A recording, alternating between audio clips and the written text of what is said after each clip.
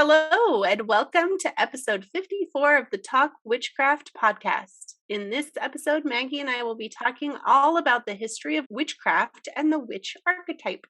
You're listening to Talk Witchcraft. On this podcast, we talk about witchcraft as a lifestyle and discover how to merge magic into your daily life. Every week, we'll demystify witchy topics like tarot, astrology, crystals, herbs, and more as you develop your personal brand of magic and create the life of your dreams. We're your hosts, the Mystic Sisters, Erica and Maggie. In this segment of the show, we choose a tarot card for the week, and we look for moments that relate to this card in our daily lives. So for this episode, we chose the Four of Pentacles, and the theme of this card is stability, particularly material stability. So in the Four of Pentacles, there's a person who I think is in control of their money. They have a pentacle on their lap, and it's held inside a square that he is making with his arms. And then he has two pentacles that are secure under his feet as if they are supporting him, and a fourth pentacle placed on the top of his head on his crown, which is less secure. So that could represent different types of investments that are supporting, really secure and kind of risky. But that's sort of the theme of stability and resting that we see in the fours, because the person isn't stressed about money, they can rest their mind. The thing to remember is that pentacles aren't just about money. Pentacles are about all the different material possessions and physical realm experiences. So these different secure and risky investments and the supporting coins could be having a secure job that pays the bills and testing out starting a business on the side. Or it could be building up your skills by investing time in practice, but taking chances on new techniques that will help you improve more quickly.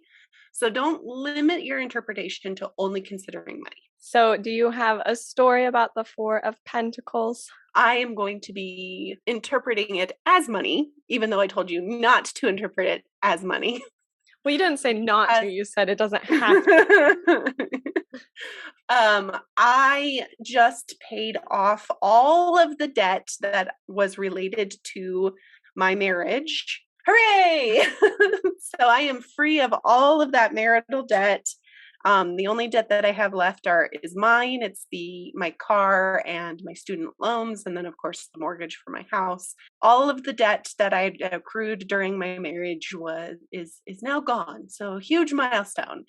So now kind of the risk that I'm taking, the difference is I'm doing a lot more in terms of thinking about retirement, in terms of building my wealth, building up my savings, doing a lot more figuring out how I want to use my money and where I want it to go and how I want it best to serve me.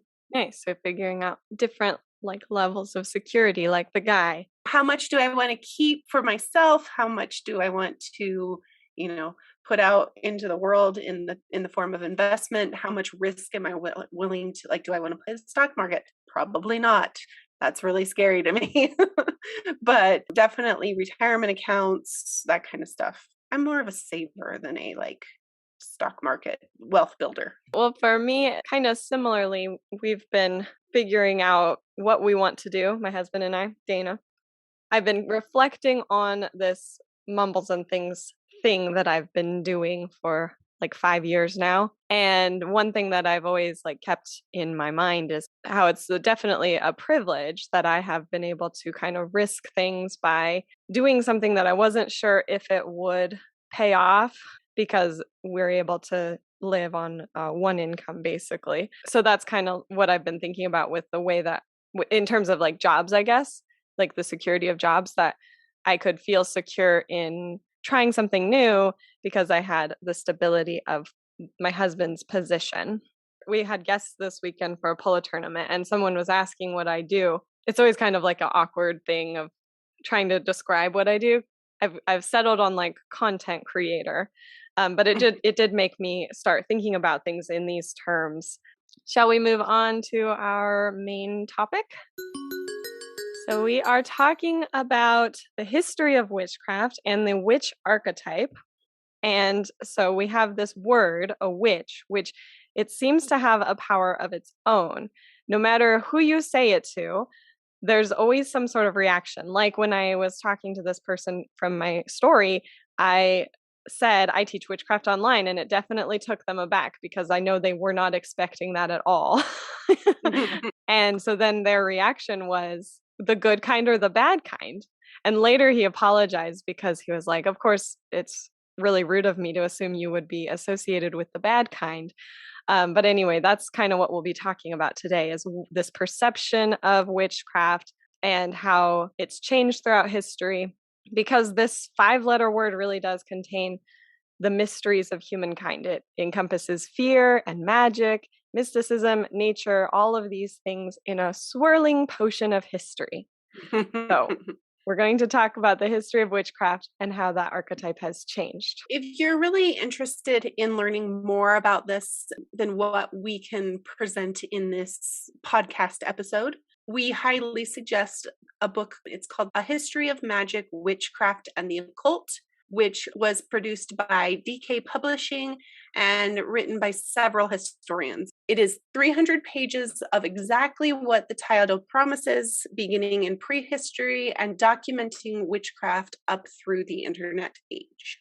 And that's good because humans have been using magic since we first became aware of the environment we live in. So it's good that it spans this entire history of humans. There are clues about prehistoric rituals, such as the Karnak stones in Brittany. Those stones are aligned with the rising and setting sun at various points throughout the year. There's evidence that there's some sort of ritualistic aspect to these stones. And there's various artifacts found around the world, Asia, Africa, North and South America, before 400 of the current era.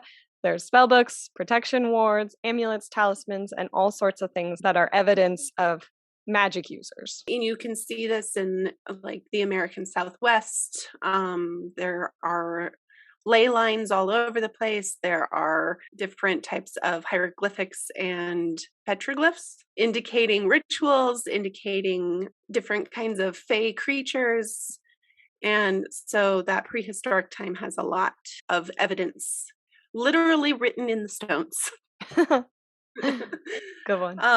As we move on to the medieval period, which lasted between 400 and 1500 current era, Christianity was spreading west and north, and Islam was spreading east and south from Southwest Asia.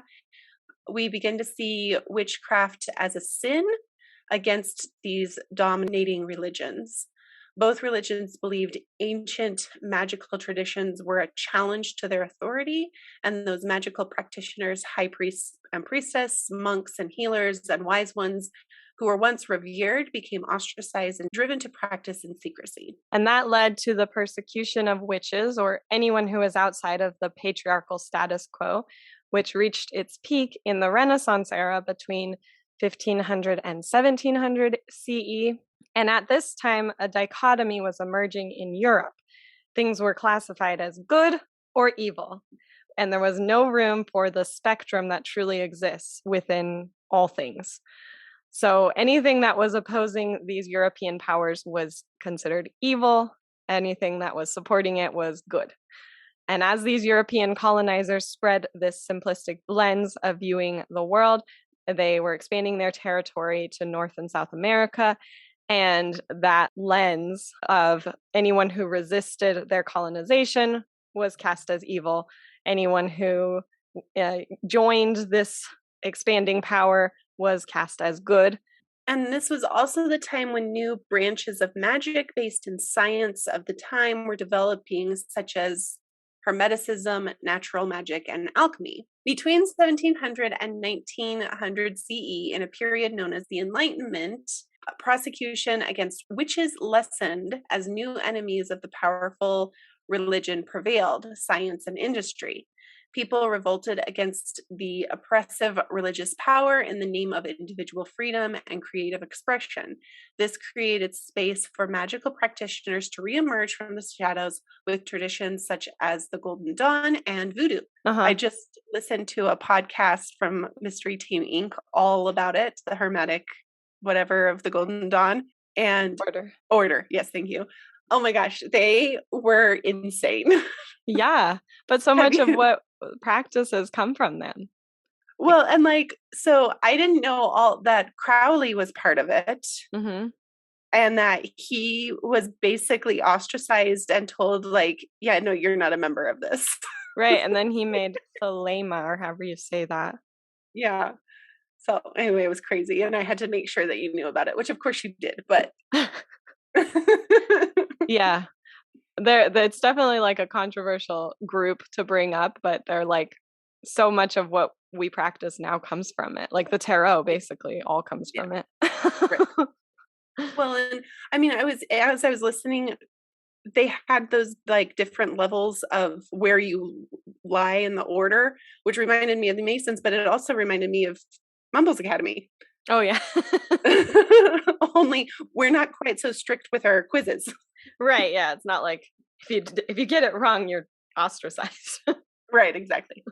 Anyway, and then from 1900 to present day, the popularity of witchcraft and the use of magic has only grown.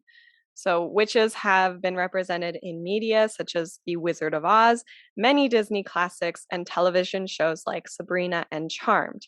And the witch has also become an empowering symbol of the feminist movement, all of which we will talk about more in a bit.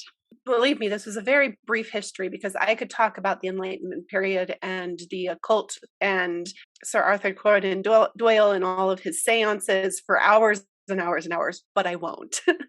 So this very brief history illustrates the way the perception of witches and witchcraft has changed across time and space. Witches are benevolent spiritual healers in some views, and to others, witches are dangerous beings who cause harm. Right. So that's the archetype of the witch, which we will talk about that. Before we do, let's have a word from our sponsor. At Wicks and Wax, our candles are convenient, making them the perfect tool for your next spell. If you aren't out of the broom cupboard yet, Wicks and Wax candles are the perfect tool for your witchcraft practice. Just ask Cassie. I use wicks and wax candles to keep my practice a secret. Since they are a common household object, it doesn't raise any suspicions if I have a candle burning. No one has to know it's drawing love into my life. We strive to bring the 4 elements into each of our homemade candles. Our patented blend of wax represents earth when solid, and as it melts, turns into the water element. The smokeless smoke brings in the air element, and of course, the flame is the fire element. So if you're in need of a candle for your rituals, just call up Wicks and Wax today and we'll get you set. And now back to your regularly scheduled programming. So as I mentioned before the ad, we are going to talk a little bit about how the archetype of a witch changes throughout history. Can you tell us what an archetype is? An archetype is a universally recognized and easily identified symbol, myth, or pattern of behavior. An archetype can be defined by symbols, images, and concepts. So, for example, the mother figure is the best representation of nurturance and caretaking. But unlike the mother archetype, who remains consistent throughout history, we have seen how the way the witch is defined changes throughout history. And as such, the archetype of the witch reflects each of these different perceptions and embodies them. The witch archetype is the healer, high priest or priestess, wise person, and shaman of prehistory up to the rise of patriarchal religions. The witch is also the sinner, the marginalized, and the secretive person of the medieval and Renaissance periods, and the witch is the empowered person, the rebel, and the untamed person of the Enlightenment and modern day. And we can also see the witch archetype as it's been explored extensively by writers and filmmakers over the years. It continues to fascinate us to this day. We have the immortalized archetype of the witch in literature, such as in Shakespeare's Macbeth, Morgan Le Fay of the King Arthur lore, Hecate and Circe in Greek mythology, J.K. Rowling's Harry Potter series, or Roald Dahl's The Witches. The witch has also been prominently featured in films such as The Wizard of Oz, Hocus Pocus, and Practical Magic. But no matter how the witch is depicted in popular culture, this archetype will always reflect the beliefs, fears, and anxieties of the time period. And that's what makes the witch so interesting. Something that I've noticed about myself as I'm learning more about the witch and coming into my own beliefs and practices is that as I read and as I watch and learn more about history, I'm finding that anytime a woman in history is perceived as evil or overbearing or any of those negative traits, and in particular I'm thinking about, because I'm reading Philippa Gregory's War of the Roses novels again, Elizabeth of York. Throughout history and in other works of literature and media, is portrayed as a witch, as this horrible monster who was determined to and ambitious for her family, pushing things, the puppet behind the stage. She's portrayed very badly.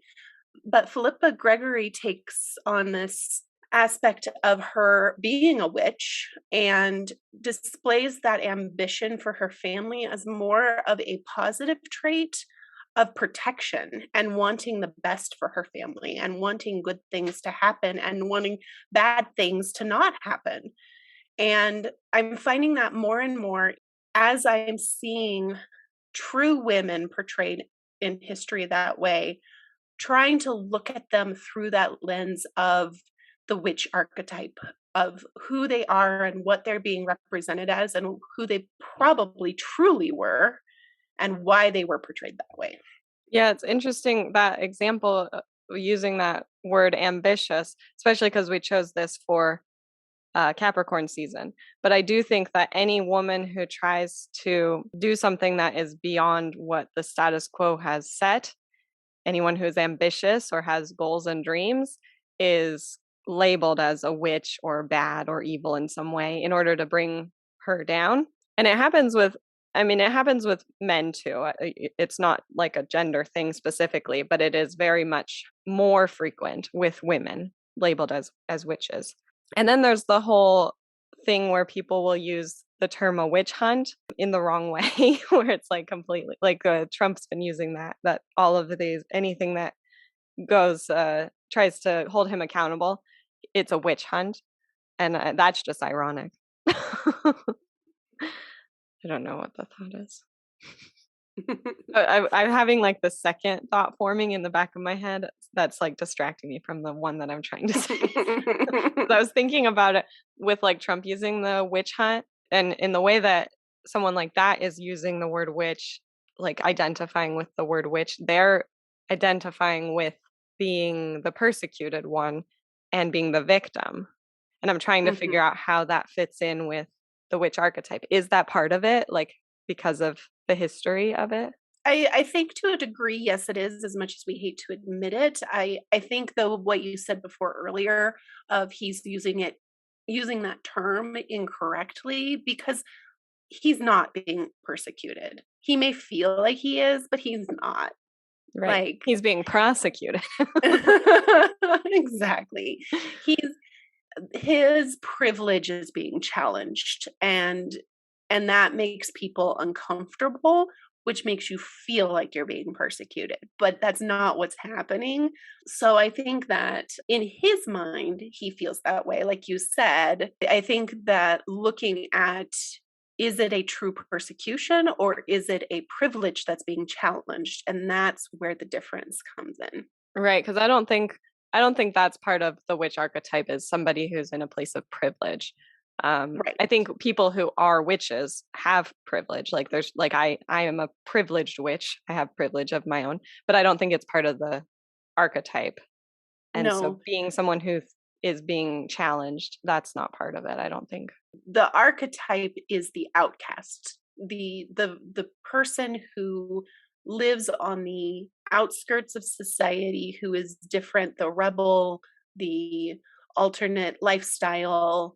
Those kinds of things are what the witch archetype is all about. And so we have to look at where the person is in terms of the status quo, in terms of societal norms, in order to determine where they are on that scale. Yeah, and like the most powerful person in America, potentially the world, the president, is not on the outside of society. And a person who has had some amount of success in the financially is not an outside person. So yeah, that's an example. There's a lot of people who use that term though incorrectly as a way to like rally support. Anyway, kind of an aside. But I Right. always think of Medusa. She's like my key witch person because the only reason that she became a monster, and I use air quotes when I say that word, is because she was sexually assaulted. And so she was standing up for her own power and trying to like defend herself. And so somebody who is reclaiming their power or trying to stand up for themselves becomes labeled as a monster. And that's sort of the embodiment of the witch archetype too. Yeah, and there's evidence of that all through literature. I mean, any of the Greek and Roman monster stories come from somebody doing something that pissed off the gods. And usually it's just them trying to be themselves. Like Arachne was a wonderful human weaver. She spun this, and created this blanket that was majestic and beautiful. And it pissed off one of the gods and she turned her into a spider. And anytime you see somebody trying to be themselves and trying to further their agenda and trying to be more in this world than just mediocre, look out for the people behind them who are trying to pull them down and say things that are not good. I think we talked about that in a tarot card a couple episodes ago. Yeah, I think it was the Seven of Wands. Yeah, the Six of Wands was about being successful, and then the Seven of Wands was about who's pulling that person back down. Yeah. And one thing that's been really interesting to me lately is this idea of fear that comes with the witch archetype, because as humans, part of our like evolution is that fear helps us to survive. And so fear is a really healthy thing to feel. But I think modern humans, well, I mean, maybe it's true for ancient humans too, but the reason I was thinking about it this week is because I was kind of in a Twitter argument with someone about the how the fires in Colorado are related to climate change. And they were like, this is fear mongering to even talk about climate change. And in my head, I was just like, I got tired of talking to them because they were dumb. But in my head, I was thinking about how maybe we need to be a little bit afraid. Like fear is going to drive us to actually change things. And that's part of the being the witch is like, it's okay to be fearful. It's okay to, have anxieties because there's something to it that's teaching us something. Right. And there's a line in a book that I was reading recently that has nothing to do with this, but it popped in my brain. The girl was wanting her future told, and the fortune teller was questioning, what if it's a bad draw? What are you going to do if the cards tell you something bad? And the original person says, then I will be prepared. Then I will know what is going to come and I can prepare myself for it. Yeah, with the tarot, I think that's really interesting for that example, because that is something that people come across when they read tarot is trying to like sugarcoat the message and not give it to somebody straight. But I feel like it's more impactful to just like give them the true message that you're getting because of this reason, because you'll get more information. You have more information that you can do things with, that you can actually take action. Knowing what the future holds doesn't always have to be a death sentence, doesn't always have to be doom and gloom. It can be a way to prepare yourself and get ready for what's to come. Because if you don't know what's to come, then you walk into it blindly and you have no idea what will come. Right. So yeah, the fear gives you the chance to prepare versus not knowing makes you unprepared and not do anything about it. And the world continues to be terrible. Right.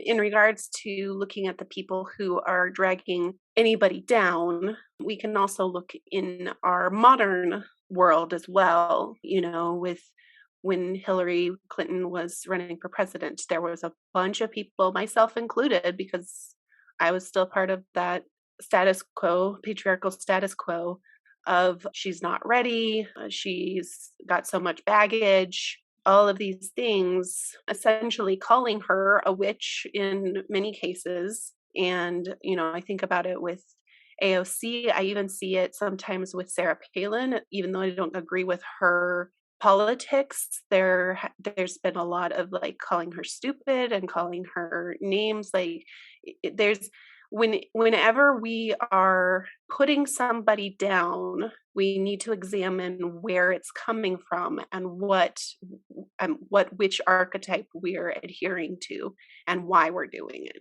Yeah, because like all these different archetypes that we've talked about, it seems like the most common one that's used is like the sinner or the outcast is what people are trying to use. So it's like, AOC, I disagree with what you're saying, so you must be a sinner, you must be evil in some way. So with all of that in mind, if you are interested in embracing all aspects of this witch archetype and living as this modern witch, encompassing all these historical witches, we have a couple of things that you can do. The first is to embrace your receptive power. So the witch archetype is all about tapping into the power of the receptives. So it's important to embrace your own passivity. So much of our culture is about pushing forward, being productive, and taking action. And we can restore some of the natural balance by intentionally making space for reflection, destruction, and rest. And then the second way to live as a modern witch and embrace this archetype is to connect with nature, which is one of the core principles of witchcraft, living in harmony with nature, with the natural world. So spending time in nature, connecting with it, listening to the wind, feeling the sun on your skin, observing the moon, breathing the air, and when you do this, when you take this time to connect with nature, you start to see those cycles of growth and decline and creation and destruction and movement and rest. You see these more clearly in the cycles that you observe. And it also gives you this opportunity to open yourself up to receive the wisdom and guidance of nature. So this episode is brought to you by Comfrey. Erica is going to tell us about the medicinal properties, and then I will share the magical properties. So the Latin name for comfrey is Symphytum officinale. It is part of the Boraginaceae family, which is the forget-me-nots and heliotrope, hound's tongue, all of those like pretty, like they kind of bend their head. For comfrey, we use the root and the rhizome, which you can harvest in the spring or autumn. And then the aerial parts, such as the plants and the flowers, are harvested best when they are full in flower in the early summer. Comfrey is a vulnerary, a demulcent, an astringent, an expectorant, and a wound healer. And that is the one that it's most well known for because it has impressive wound healing properties. It stimulates cell growth. It's basically a natural stitch. It helps to pull the fibers and skin of wounds together from the inside out. And so traditionally it's used as a poultice or some sort of topical use for it. Caution, they don't recommend tinctures for use in Australia, the US, Canada, UK, and Germany. Don't do a tincture. Just do the poultice. It's great and will help heal your wounds in no time. So comfrey corresponds with passive energy, Saturn, the earth and water elements, and Capricorn and Aquarius zodiac signs. It is most used for protection, and particularly when it comes to traveling protection, so for safe traveling and with theft as well, so traveling and theft, and then if you combine those, preventing theft while traveling. So placing some comfrey in your luggage is a really good practice to help protect it from theft while traveling. It is used for healing, and Erica has mentioned all of those healing medicinal properties. And then it can be used for abundance and for attracting money. So the root of the plant is particularly useful for this area of magic. The particular area of abundance and money is when it comes to real estate and owning property. So if you're looking to purchase property, carrying the root of comfrey with you to help you make sure that that happens. And then sort of along the same lines, it's associated with stability and endurance. So if you're looking to have success in the long term, such as saving up enough money in order to buy real estate, then this will give you the stability and the endurance to keep that goal, keep the momentum towards that goal for a long period. It helps with setting boundaries. So any sort of spells for setting boundaries, bringing good luck to you, and then use for divination as well. Next week, we will be looking at our life through the lens of the King of Swords. So the King of Swords is an articulate person. They are direct. They believe in justice. They're an assertive person, very analytical. They're kind of motivated by getting to grips with the situation. They have very high standards. They judge things fairly. They're patriarchal character. So we'll be looking for people in our lives that remind us of the King of Swords, or times where we feel like we are embodying the King of Swords. And if you have a story about the King of Swords, please send us a voicemail at welisten@talkwitchcraft.com. You can find out more about this episode by going to mumblesandthings.com/blog/054.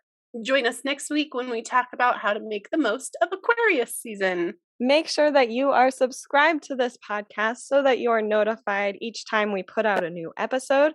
And if you want to help other witches find this show, leave us a 5-star review wherever you listen to podcasts. It really helps us grow. You can also find us on Instagram at Mumbles and Things. And if you have any other tips to add, tell us about it in the Talk Witchcraft forum in Mumbles Academy community. And don't forget to share this episode with your witchy friends and followers. Thanks for listening. Bye-bye. Bye. Perceptions. Perceptions.